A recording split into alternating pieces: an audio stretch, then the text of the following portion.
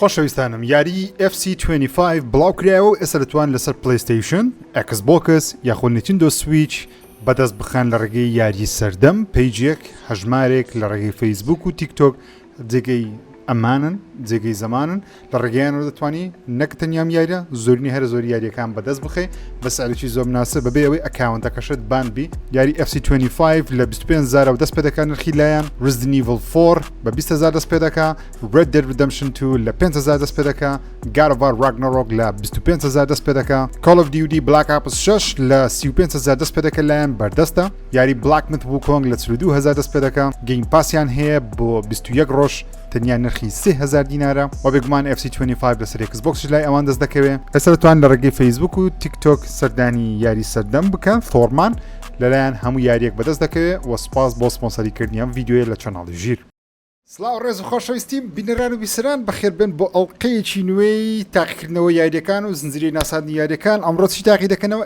FC25 ئێستا بە شێوەی ترایل بۆ 10 کاتژمێر لەسەر گەیم پاس بەردەست ئەگەر Xbox گەیم پاس تەیە و ئەگەر حەزش دەکەی یاریەکە بکڕی لە ڕێگەی فۆرمان یاری سەردەم ئێستا بەردەستە من ئەمڕۆ دەمەوێت بۆ یەکەم جار یاریەکە تاقیکردنەوە بزانم گەیشتوتە کوێ یاریەکە حاڵی چۆنە چ شتێکی نوێمان هەیە پێ بابی نوێترین شت کە خەڵکێکی زۆر باسی دەکرد و EA خۆشی باسی کرد مۆدی ڕەشە لە کرێر مۆدی هەیە و دەتوانی لە کیکۆفی ڕا دەست پێ بکەی و لە ئۆڵتیمەیتیش بەردەست دەبی جا باسەیرێکی کیکۆف بکەم بزانم لە کیکۆف ئۆکەی ئەگەر شێوەی ستایلەکە گۆڕدرا بزانە زۆر کەس هەیە یاری فیفا یاخود FC دەکڕی نازانین بستە ناو یاری زۆر بەسیتە هەموو شتەکان لێرە نووسراوە FC نووسی واز دەبینە کیکۆف یەکسەر دەچێ ناو یاری تۆرنمنت ئەوە تۆرنمنتەوە پاڵەوانتەکە دەکەیەوە ئۆڵتیمەیت تیم بە شێوەی ئۆنلاین دەتوانی تیمێک دروست بکەی و بچیتە ناو یاریکردن کریەرت هەیە کارێر ڕێکوانە دەتوانی تیپێکی هەڵبژێردراوی ئامادەکرا وەربگری ببیە مانەجەر یاخود خۆت ببیتە یاریزانێک لە تیپە یاری بکەی بەشداری بتوڵات و شت بکەی چامپیۆنز لیگە لالیگایە هەر شتێکە کلەبست هەیە دەتوانی play as one player win as a team ئەوم نەکردووە کلەبس ڕاستەکەتان پێ بڵم سیزنم نەکردی پێ سیزنی شەر ئۆنلاینە بەس زۆر بەتان کاریار دەکەن ئەوکەی کارێر مۆد زۆر خۆشە بەڵام من دەمەوێت لە کیکۆف دەست پێ بکەم جارێ بەس ڕەش مۆدەکەی ببینم ئەو مۆدە ڕەشەی زیاد کراوە بزانین چییە ئەوە دێنە سەر کلاسیک ماچ ئەو یاری ئاسایی خۆتە ڕەش یاری نوێیەکەیە هاوس ڕول ئەوە هەندێک مینی یاری بچووکە 3/3 هەیە یوفا چامپیۆنز لیگ ئەوە چیە کۆنبۆڵ لەڤرسریان ئەو پامی ئەو بتوڵەیە کاپ فیناڵی هۆمنەوەی ئەوە شتێشتە بێ بێست ئۆف ستۆری شتێ ئۆکێ بینە سەر ڕەش بێگومان من بە Xbox یاری دەکەم بە ئەڵترنەیت یاری دەکەم چکە چوار گۆشە دەمێ شوود بی ئۆکەی ریال مەدرید بەرامبەر بەشلۆنە کێشەمان نابی من خۆم هەندێک ریال مەدریدم ئۆکەی کەس نەریەوە نەوە ئۆکەی تیم مانیجمنت تەواوە گەیم سێتینگ ئۆکەی پێم هەموو شتێک تەواوە تاسە دەستکاری زۆر شتم نەکرد ئۆکەی The atmosphere is electric. We can only expect a classic. This is Rush. دەمێ گرافیکەش بینم زانم چی بەسەراتوە چی لێکە ئۆکەی هەمان یاریگەیان چوو کردوێتەوە ئۆکەی لە ناوەڕاستی یاریگا تۆپەکە دێ ئەو ئەمباپێشمان هەیە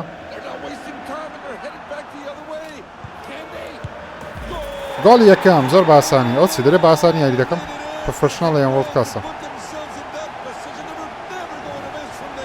گرافیکیان جوانە ئۆکەی ئەوە یەک بیت پێمابی ئەگەر فاولی بکەی ینی کارتی شین دەدەنێ شتیشتە بابەتێ ستاقی دەکەینەوە بزانین کۆ فاولیشمان هەر هەیە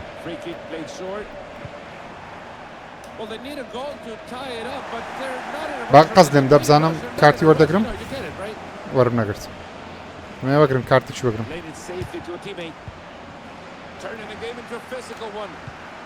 جوانە بێڵنگام بەس بێلنگاممانەیە ئەو یاریزانانی بەس گەمەی نازانی و چی من ڤینیسیۆس ئۆکەی کۆرنەری شەر هەیە اوه دبلیو دەڕە ئەمباپێ چه کاری لێ دەی ئەمباپێ تو لێت دێ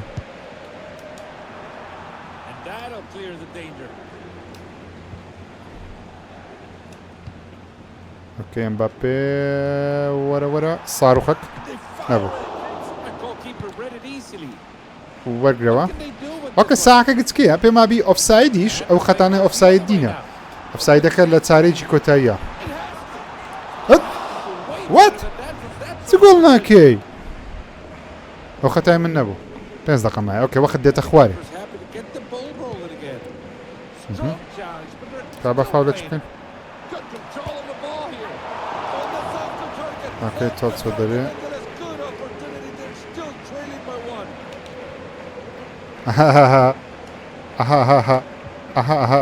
او نشانه شان هات السري كاو اوف سايدن يعني اوف سايد نينا بس شو باو تبغى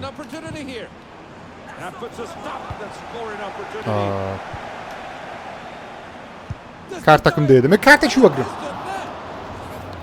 بزوري ده ما كارت شو اقرب شتو هادي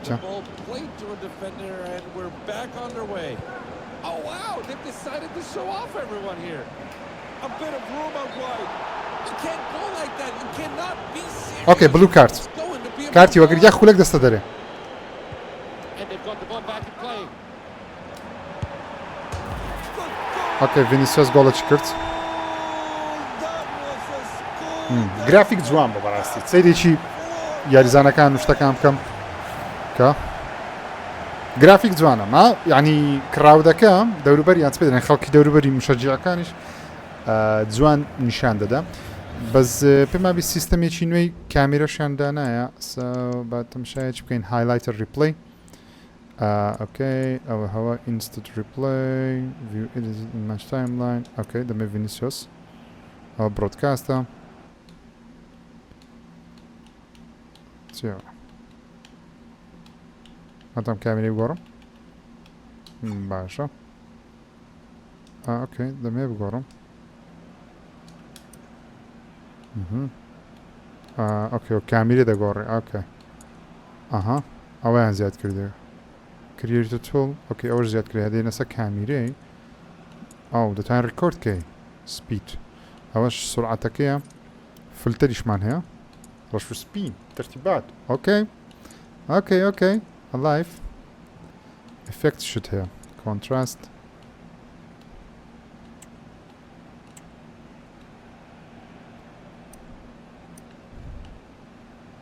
تان كونتراستی زیادی کەم کرد ئاها ئەمە شتەچکەم دەویست وەڵا ئۆربیتم دەوێ دەبێت سەیرێکی گرافیک بکەم واو واو هەرگیز فیفام نەدیتە بەو شێوازەی تارگێتەکەی با بگۆڕین ئۆکەی فیفام نەدیتە بەو شێوازەی تۆپ کە فۆکسس چییە target ball no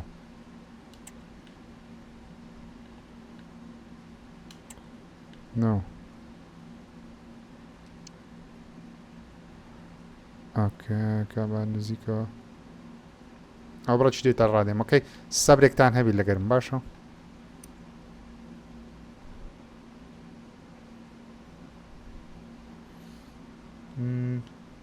جانە پێتان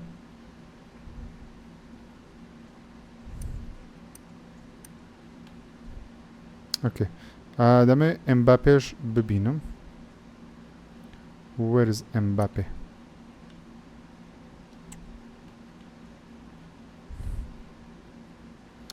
كاني Mbappe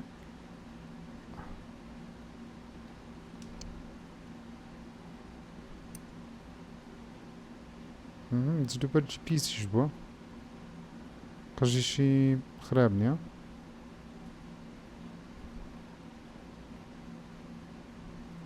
پێتان جوانە لە کۆمنتی بنووسن بەڕاستی دەچی یاخود ناچی ئەم پێم جوانە نازانم اوكي تقريبا نزيكو بجرافيك شيري كمان بيني اصلا اي باريس جوان بو يعني كيو راسك سيبكم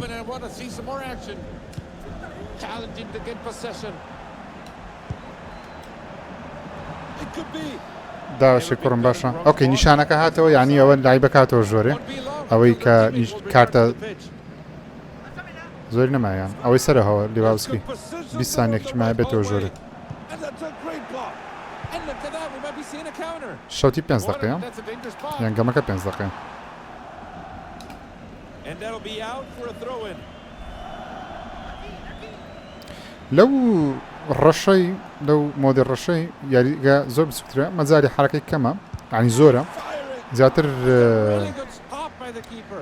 ئۆکەی Oh my, what in the world just happened? The keeper just gave it away. You guys know what's coming, right? It's a corner kick. واتە یاریزان سریعتر دەجوولێ و مەجای حرەکەی زۆرە بۆ کەسانە کەیفیان زۆر بە حرەکەی دەدە یاریکەی بۆ لەو هەشتوکی دەدەدا نازانم پێی بە تاواکی داناگریان بەخۆی وایە ئەمباپێ یعنی کوبری ئەها لێ نادا لێ دەخشێنی لە بنی تێدان کووە سەیرە سەیر لێدانی بە تۆپەم دێ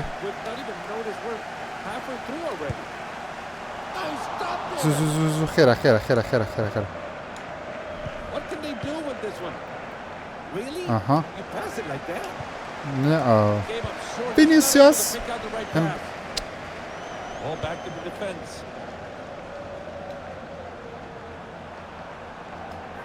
Big challenge from the defender. Mbappé کارتەی وەردەگری ئێستا Fantastic save by the keeper. کارتەی زەردی وەرگرت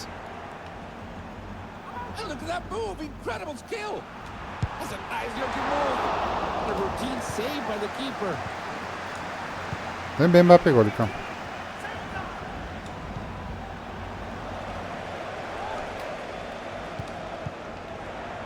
Oh, it was so close, but you could see what they were trying to do. This could turn into something. Cut it out to build up well here. That ball is wild. Napiga. That ball came in with some complexity. The keeper does well. And they could be through here. ئەڤەش گۆل ئەڤەژی گۆل ئەڤەژی گۆل Just listen to the crowd. They're going wild. All right, people, let's get it moving. I want to see some more action. They're collecting the ball in the middle of the park. Really good chance here. نەبوو ئۆفسایدشمانەیە ئۆکەی بەس ئۆفساید پێما بێت لە چارەجی کۆتایی یانیا ئەلێرێ Played short to get things ئەتە ئەو going. خەتە هەو نییە ئەو خەتە درێژە چکە A bit of ئەوام room خیندەوە out wide. یەیژایگە Challenge. ڤەلڤێردی ڤینیسیوس جونیۆر جونیۆر That's easy بەس گەمەی for the نازانین goalkeeper. جونیۆر Hello, there's a good کارتی زەردەکەشت ماوەی هەیە بەسە دەچی واتە That's a bad tackle. Nothing Yeah. more. They're not complaining Free here. kick. No crying about that. کەس ڕناوەست لە He's been taken. فاول شەردە گیریە بەڵام کەسە پێشە ڕناوەستی هاتم شای شوتی بکەن تەم شەها Hits it. ناوە نا جوان بوو ئەوانە نازانم زۆر بە سەیری شوت دەکا Quick ball out. ئەمن وامە یان بەخۆی وایە تێناگەم کاوەرەوەرس Playing it پەناڵتیش well پێم وابی هەر هەیە کا بزان پەناڵتی هەیە It could be. They have it ڕاست ئەو جارە پەناڵتێکی دەگرم بەیان قەس بزانم وەرە ژۆرە Quick ئۆکەی change of direction وەرە دێ here. پەناڵتی پەناڵتی پەناڵتی پەناڵتی پەناڵتی On the flank. وەرە نەتاین لی دەی بە پەناڵتیش بوو Back into danger. Oh, this must be it. This must be it. And the ball goes out for a corner. ئامن دەرێم بەس گەمەی نازانین کەس باوەڕ بە من ناکە چۆ قسەی دەکەم ڤینیسیۆس هەتا گۆڵەکی دەکات 50 فەڵتەی دەدا هەرێ لە پەناڵتیە پەناڵتەکە بەو شێوازەیە تەماشاکەن جوانە ئۆکەی دیتمان پەناڵتەکەشمان دیت تۆپ لە ناوەڕاستەوە دەڕوا بەرامبەر گۆڵچی شوت دەکەن ئۆکەی بار Back on their way.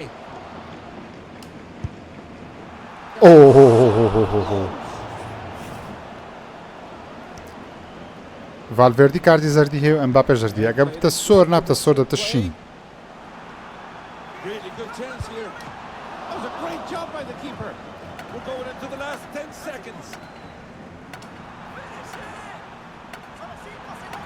Oh, could be. لە خێری خۆی گۆلی لەکرد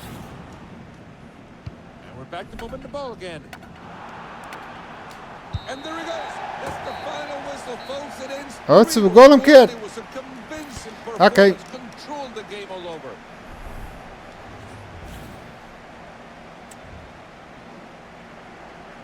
بزانین گرافیک بەعام چۆنە پرۆفشناڵ AI بە پرۆفشناڵ یارم کرد فیفای کەم دەکەم ئەوکەی نادەنیشی بەزگەمەی نادەکە پرۆفشنال گەمەی دەکەی ئەوکەی ئەمەەوەندە بەقوە دیمە ئۆکەی ماچ فاکتس 52 شتەکان وای لێ هاتیە ئەمباپێ 9.2 وەگرتیە هایلایتەر ریپلیشمان هەیە و ریسێت ئۆپشنمان هەیە و کویت ماچمان هەیە ئۆکەی دەینە دەرە لە یاریەکەی دەمەوێ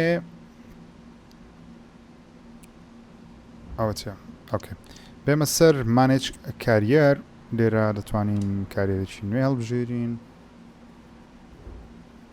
ئۆکەی لیتست ئاخر ئەپدەیتی داوڵۆندەکە لە یاریزانە جە گواستنەوەی ئەو شتانەیە ئەتا 1 ساڵی دیکە لەبەت حەز دەکەم ئۆکەی بەخۆ دەتوانین کریت نیو مانێجەر یان ئەز ریال مەدرید ریل مانێجەر من ریال مەدرید چیت کەمان بۆ زیاد بووە بزانین و ئایکۆنەکانیش پێم وابی هاتیە لالیگا ئۆکێ باشلۆتی مشکلەمان نییە ئەدڤانس چینج تیم کریدیۆ کڵب بخۆش توانین بکەین ترانسفەر بەجشتیانە بۆدانە ئەدڤانس ترانسفێرس ئەکتیڤ سکاوتینگ گەڕان بە دوای یاریزانەکان بەردەوام بێ ترینین پلانز always full fixed rate on difficulty بە ئەوە بیجارێ مشکلەمان نییە financial takeover بەڵێ 1 ملیارمان دەیە board expectation strict harsh no strict okay ئەوە چاڕوانی ساحب کۆمپانیا لە تو 5 دقیقە youth player quality full potential ئەوە چییە ئەوانەمان ناوێ پێشتر ژوا بیان ئێستا شتانە لێکوانە زیاد بە پێشتر بنەوە ئاچکە بوو transfer negotiation default ناکە دەمەوێ بزانم ئایکۆنەکان چۆن زیاد دەکرێن کە پێمان بێ ئایکۆنەکانیش ئەساڵ لە بۆ کاریر مۆدی زیاد کراوە یان هەڵەمە لە شوێنشکە زیاد کراوە ئەڵتیمێت تیمی دەزانم هەیە بەس اوكي create tactical preset اوكي او شتە نوێیەکەی پێما زیاد کراکەوە standard your team task balance approach to the game focused on maintaining shape which will help you stay strong defensively while still offering a threat going forward okay wing play دەتوانی بە شوی باڵ یاری بکەی زیاتر یان تیکی تاکە هەموو هێرش بکەنە سەر تۆپی park the bus counter attacked ئەوە ڕیمۆتادایە کیکن ڕەش لە سەرتا تاکۆتای غاردن بەڵای خۆی تیکی تاکە پێما بیست بە من زۆر بە ئارسن ڕیارمەتی زیاتر بە وینگڵ یاری دەکە بە باڵ بەڵام تیکی تاکاوی بە ئۆکەی ئۆکەی ئەوە چیە بوست دیڤڵۆپمنت اوكي او پێت دەڵێ ئەتاک نۆڵێج دەتوانی بڵێ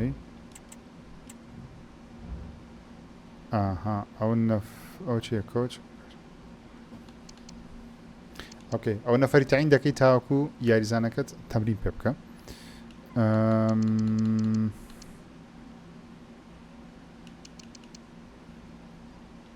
اوكي گەر ئەوەی تەعین کەم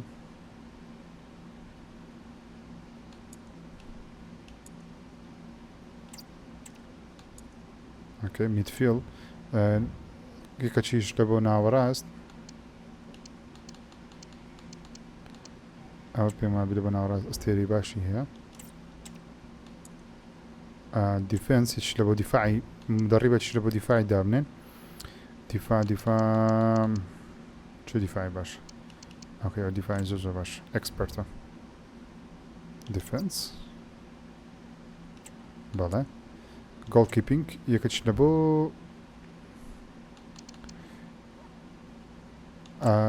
بۆ گۆڵچی اوكي ئەوەشمان تەواو tactical preset اوكي تقریبا ئەوەشمان تەواو اوكي سێ ئۆفەریشمان هەیە و ئۆفەرانەش یەکلاکەینەوە نایفرۆشم کەس نافرۆشین بێ زەحمەت دا لێبژن دەکەم سێ سکۆت فروشم ئەوکەی بچینە ناو یاری ئۆکەی هەموو شتێکمان تەواوە بە تەشکیلە ڕیال مەدریدیە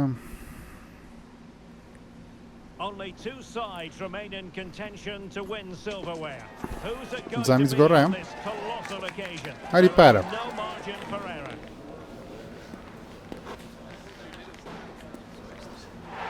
Stay with us. We're live next. And here we are. The time is now ready Bellingham. for this meeting of the Champions League winners and the Europa League victors from last season. My name is Derek Super Cup. and I'm joined as Champions League man برتەوە occasions by Stuart Robson. ئەوانیش And we Europa have League one بردیتەوە from the UEFA Super Cup decider.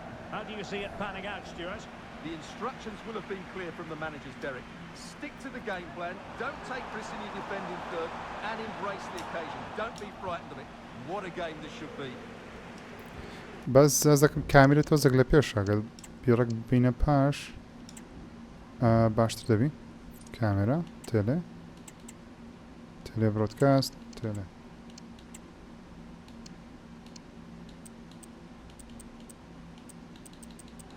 Gianluca Scamacca. لە ڕووی گەیم پڵێەوە تا ئێستا ئەوەندەی ڕەشەکەم کردیەوە ئەوەندەش دەیکەم شتێکی وا فەرق نەکرێ بەڵام هەست بە ئەنیمەیشنی جلو بەرجیان دەکەم ئەگە سەیرێکی قەمیس تیشێرتەکانیان بکەی نازانم پێشتر بەو شێوازەی نەمدەدیسە زۆر دەزوڵێ گەلە زۆر دەزوڵێ وەچی بڵێ بەردەوامی جوڵە لەسەر تیشێرتەکەیان هەیە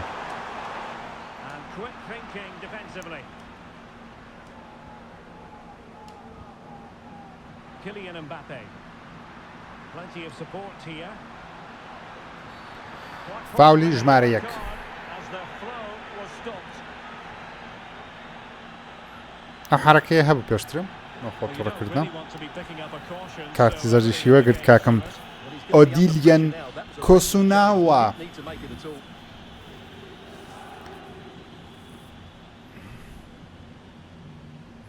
کاردانەوەشی دەبینین بێگومان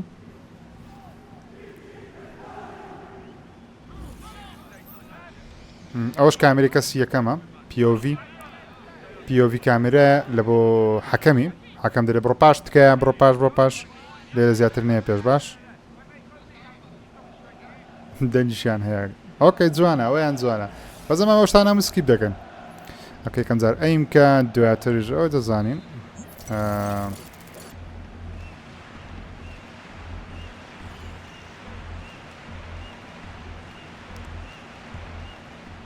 وای تەتەو وای زانیت وای باشە زانی ژیر زۆر باشی زانی ژیر زۆر یعنی نییە بە حیات شتی وای نەدیت بژیر وەرە ئەمباپێ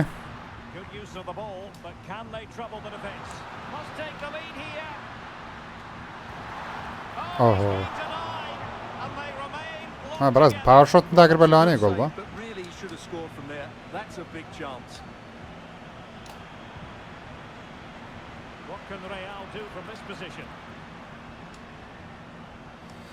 Bellingham Carvajal کەسی لێ نییە Vinicius Junior. Aurélien Tchouameni. Jude Bellingham. Kylian Mbappe. The fans are shouting shoot. Still looking to get the shot off. گۆڵی یەکەم لەلایەن ڤینیسیوس جونیۆر کورە ڤینیسیوس ڕۆدریگۆر ئەوە ڕۆدریگۆیە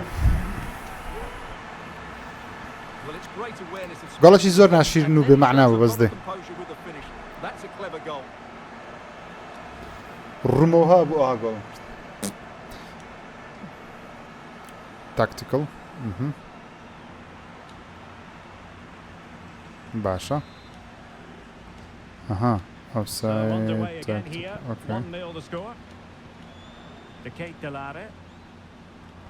ئۆکەی ئەس تاکتیکەڵەکەم گۆڕی کردمە هجووم کردم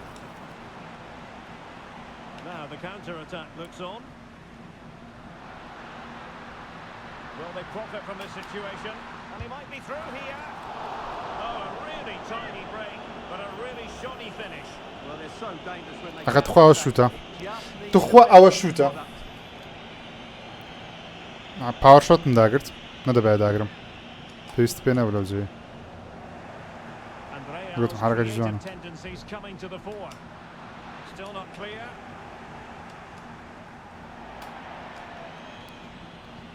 ئۆکەی حرەکەیە جوانە دێتە ناو یاریکە لە 24ش نەبووە شتە یانە من لەبیرم نە ئەڤەژی گۆل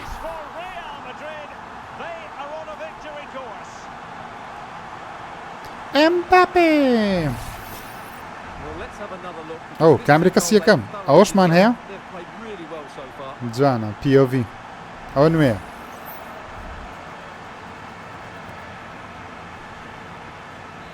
ئۆکەی ئەو حرەکەشم بەدرا ئەوەش جوان بوو 2-0 now and back underway. ئەتا ئێستا FC 25 بەدرا هەرچەندە گۆڕانکاریەکان زۆر زۆر زۆر نین Could be dangerous. و وەختەکی زۆریشی دەوێت تاوەکو FC IQ-ەکە تەواو شارەزا دەبی تێدەگەیتەوە تەکتیکە و گۆردرا و نەگۆردرا بەزە من حەزم لێک شتیە دەمێ بزانم جمهور لە ناو یاریکردن ئەوستەکەم ئەوستەکەی سەر بەخۆ بە ناوکەتی ڕاستە وەرە ئێرانە دەمێ بزانم جمهور وەزعیان کووە ئۆربیت creator no okay camera ئەمن دەمەوێ بچمە لای ئەوانەش ناتامسمەکەن جمهوری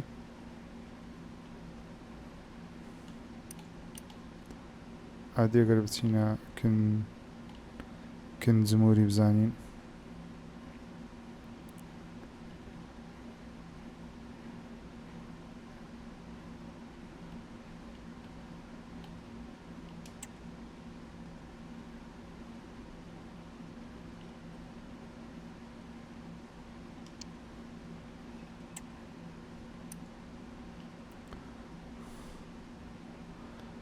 پێم وابێ دەتوانین سکرینشۆتی زۆر جوان بکەن ئەو جەماعەتێکەوە کێفیان بە سکرینشۆتی دێ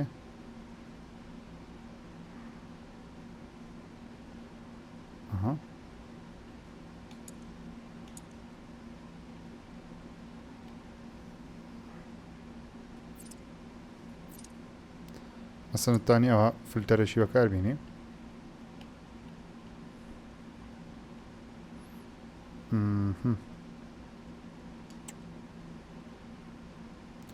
اوكي شتەشی لە بابەتێ تاین سکرینشۆت کەی جوانە مەبەستەکەی منەوەی ئۆکەی نازانم تێگەیشتنی مەبەستم چ بوو یان نە بەس مهم ئۆکەی دەنجیش بە فێت دێتەوە دەبڕۆ دەبڕۆ دەبڕۆ دەبڕۆ دەبڕۆ دەبڕۆ بەس نازانین بڕۆ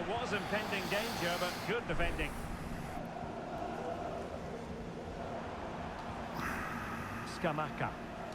Just have to make sure they don't get caught Scamacca. on the counter-attack. Andrea with the ball Joanna. again. Vinicius Junior. Mbappe. Oh, the threat is there. Well, somehow the goalkeeper got دەنجی to تۆپی زۆر کەمە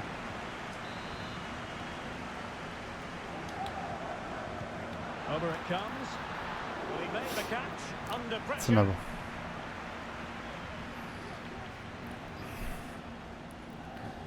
دەلێدا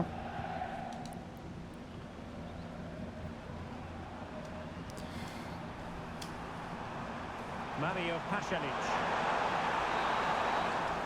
And there it is, the half-time شەوت whistle. یەکەم بە جیاوازی 2 گۆڵ کۆتایی پێهات کە دەبایە 5 گۆڵم کرد بە بڕای من هەرچەندە یاریزانی فیفای نیمە بەس زۆر قڕوزنی ناز دەکەمەوەنە یانم نازانگەیم بکەم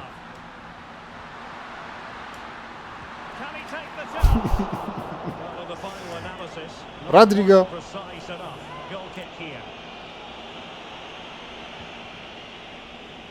بیخۆ wasn't first-class distribution. Could be dangerous. اوه گناه بوو But not to be. It is اوفساید لەس چێ ئۆکێ خەتەکە شاتی ئێستا جوان بوو دەبای گۆڵ باوە دەبای ئەوە گۆڵ بە بە بڕای من دەبای ئەوە گۆڵ بە Well, not giving him any breathing room. Mbappe. Referee let that one go.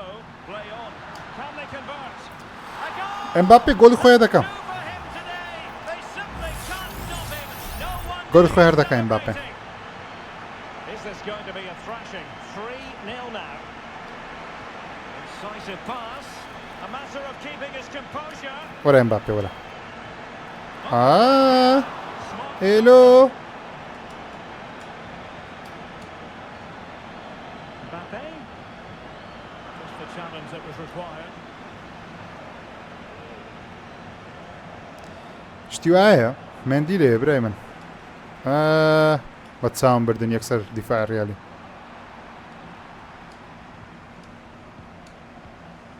Aurélien Tchouaméni. Here's Valverde. Mbappe. Long range effort. Well, when all was said and دەنجی done, پێیان it نایە پێ بچی ها wasn't a تپ لێرەدا million miles away. دەنگ نایە ناسەمە Does he generate بزانم خەتایەکە لە منە یان لە سێتینگەی دەستکاری بکەین کانی گەیم سێتینگ بینە سەر ئۆدیۆی کۆمنتەریمان ناوێ زۆر هیچمان بەوەینە ستادیم ئەم بڵێ بزەبت ئەوم زۆر دەوێ میوزیک ناوێ هەشتانشتاوە ئۆکێ بزانم بەو نوعی چا دەبی from that sort of distance? His technique is brilliant. دەبی چابی ونیە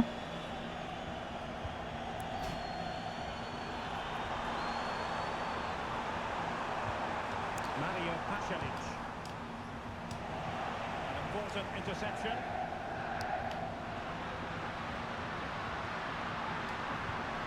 Threaded through by Mbappe. He just needs to remain icy cool. In it goes. ئۆکێ بە پاوەر شۆتی لێمدایە بزانم پاوەر شۆتەکان کووە Front now. دە POV Well, let's take ئۆکێ another look at the replay. What a through ball this is by Mbappe, and his movement's so clever. Once he gets onto it, there's only one thought in his head: Lera. smash it as hard as possible. Power What a shot. good goal.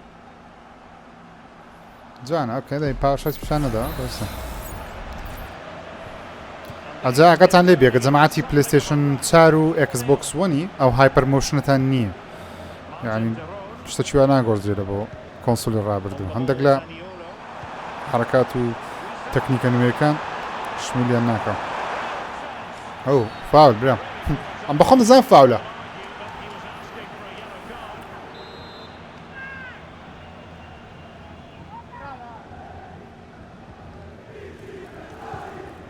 Showing good defensive judgment. ئۆکێ Now the counter-attack looks on.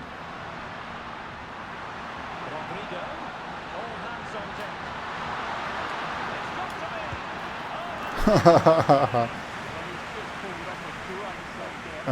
نو تبدیلمان ناوێ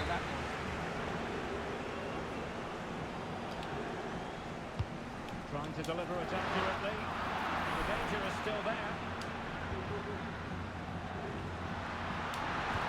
Left-handed cross into the centre. ئەو سەرکەل و خوارە نازانم The drop header, in all fairness, and a goal kick it is. زانین تبدیل چیت کەمانەیە کامافینگامانەیە لەگەڵ ڕۆدریگە ئۆکێ کامافینگا وەرە هەرچەند لە جێوی دەبی نابی نازانم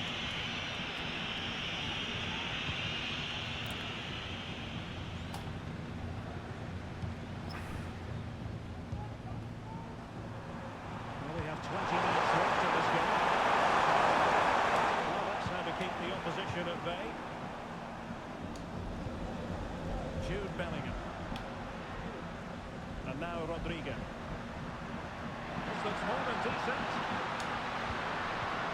But he was on his toes to win the ئەمە ball. تا ئێستا بە تەواوەتی نازانم سێگۆشە و یعنی پاس و Pasalic.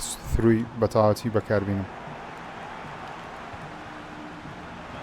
حرەکەی نەکرد چەندی دام کرد ئەو لا نەیکرد و نەیکرد نازانم حرەکەی ئەمباپێ کۆ اوكي ايوه وایە کامەفینگەی Aurelien Tchouameni. Mbappe with it. هەستەوە The referee sees it as a good challenge. Strong but fair tackle. Well, sloppy from both sides, you have to say.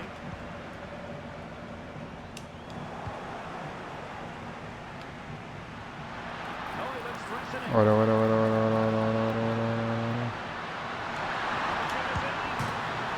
تخوا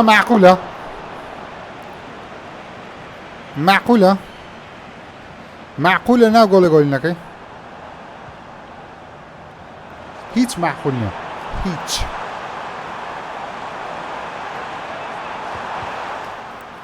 Danger now.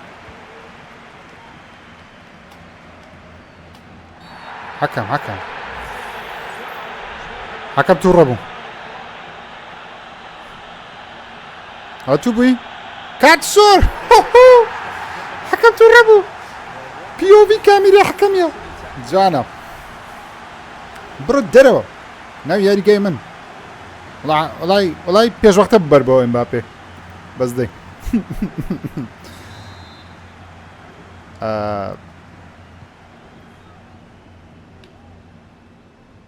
Well, Real Madrid fans have enjoyed this. A dominant performance, you've got to say, Stuart. Well, what an excellent... گۆڵە جۆلە برای من With a hat-trick. ئەمباپێ Stoppable today. هاتریک It's a massive lead. ئۆکێ ئەمباپێ بوتە هاتریکمان کرد بە ئەمباپێ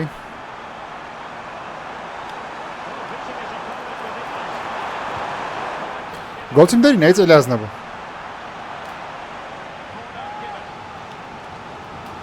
مۆدریچ وەرە ناوێ ئەجە کاسەکەش برن دەکەین دەمێت کاسەکەی برن کە بزانم کامیرە و حەفلە شتەکانیش گۆڕانکاریان بەسەرداهاتێ یا خودنا هەرچەندە تەواو بە خولەک ئەوە بەس پڵەسەکە پیشان دەدا نازانم چەند دەقە زیاد کراوە یان هیچ دەقیقا زیاد کراو نییە یان گلیچ کردووە تاو کە حەکەم تاو ناکە حەکەم ئۆفساید بوو ئەو تاو ئۆکەی بزانم چی لاتیە زۆر سپاس بە بەشداریکردن دەم یاریە برای من ئەوە یاریێکمان بردەوە 5 بە هیچ و کاسەکەشمان بەدەستینە جا دەمێ بزانم حەفلە چی لاتە ئۆکەی ئەوە حەفلەکەی یەکسە دەستە ناو حەفلەی هیچ پێشتر نیە 1 سەعات هاتچۆ بکەم کامیرەکە جوانە کامیریان جوان کردێت لە FC 25 فیفای نوێ کامیرەکەی جوانە بەڕای من شێوەشیان جوانتر بووە بەڕای هەندێک یاریزانە ئەوەکان ئەوانەی زۆر بەناوبانگن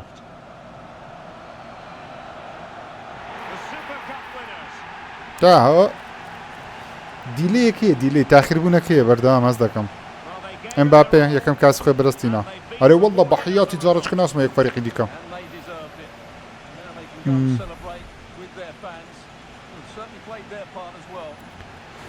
کارفەخال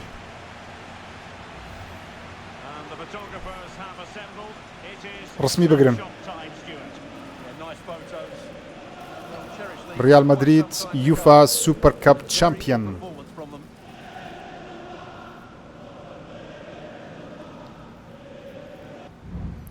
اوكي بزانم انترفيو چی بەسەراتیە هەری پارە نفسش تا لەگەڵ پار هەندێک ڕکلام لە باگراوەندی چاو ڤالڤێردی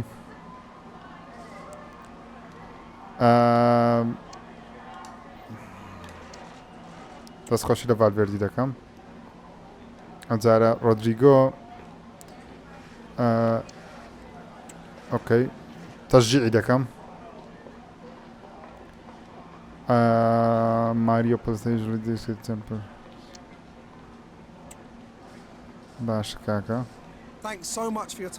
کات دەنگە کشتە چشنە دیلەی هەیە دەنگ و شتەکان هەز دەکەم لە فیفا جارە نازانم چی مەسەڵە مهم ئەوەش FC 25 بۆ ئاڕانی خۆشەویستم میوادارم ڤیدیۆکەتان بەدڵ بیت کا دەکەم دگمەی لایک سبسکرایب لەبیر نەکەنەوە بەدەستکەوتنی یاریەکەش سەردانی یاری سەردەم بکەن فۆرمان لە فەیسبوک و لە تیکتۆکی بەردەستن دەتوانین لە ڕێگەی ئەوانەوە یاریێک لەسەر پلەیستیشن و ئەکسبۆکس و نیتندۆ سویچ بەردەست بخەن بەرەن خێچی هێرزە تا ڤیدیۆیەکی دیکە بەخوای گەورتان دەسپێرم خودازان لەگەڵ